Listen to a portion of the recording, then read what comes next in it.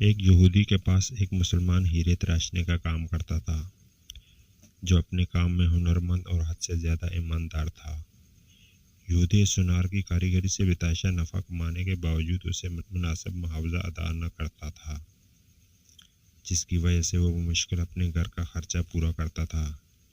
यूं ही काम करते करते उसने उम्र गुजार दी। उसकी बेटी जवान हो गई। वो अपनी कलील आमदनी में से कुछ भी जमा न कर सका। बेटी की शादी के लिए सुनार कारीगर ने यहूदी से कुछ रकम बतौर उधार मांगी। करोड़पति यहूदी ने रकम उधार देने से माजूरी जाहिर कर दी। सुनार अपनी किस्मत को बुरा भला कहता घर लौट आया। रकम उधार न मिलने पर बीवी सख्त नाराज और तानों के तीर बरसाकर अलग इस्तकबाल किया। परेशान हाल बेचारा अब सारी रात सोचता रहा, अब क्या होगा। दूसरे दिन वो दुकान पर काम के लिए न गया। बाद में यहूदी सुनार के बुलाने पर जब वो दुकान पर पहुंचा तो उसके हाथ में एक पोटली थी, जो उसने यहूदी के सामने खोल कर रख दी। इसमें एक कीमती हीरा देखकर यहूदी सुनार सवालिया निगाहों से कारीगर सुनार की तरफ देखने लगा। कारीगर बोला, मालिक, ये हमारे खानदानी हीरा है, इसे बेचने की इजाज़त नहीं है। इसे गिरवी रखकर मुझे कुछ रकम दे दे, मैं आपको रकम लौटाकर हीरा वापस ले लूँगा।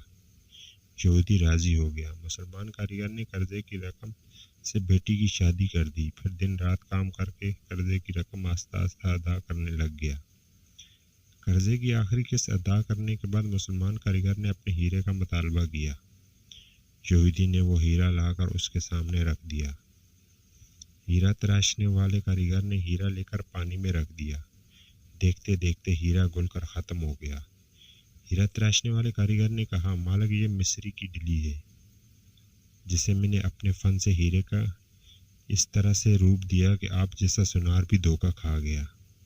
आपने मेरी आजिज़ी और दरख्वास्त पर कर्जा न दिया, जिसकी वजह से मुझे यूं आपसे रकम निकलवानी पड़ी। मैं मुसलमान हूँ, इसलिए भागा नहीं, आपकी पाई पाई अदा करके सुरखरू हो गया। अफसोस कि आपने मेरी कदर न की, इसलिए मैं मुलाजमत छोड़कर जा रहा हूँ। कारीगर ने इतना कहा और यहूदी को हैरान और परेशान छोड़कर चला गया।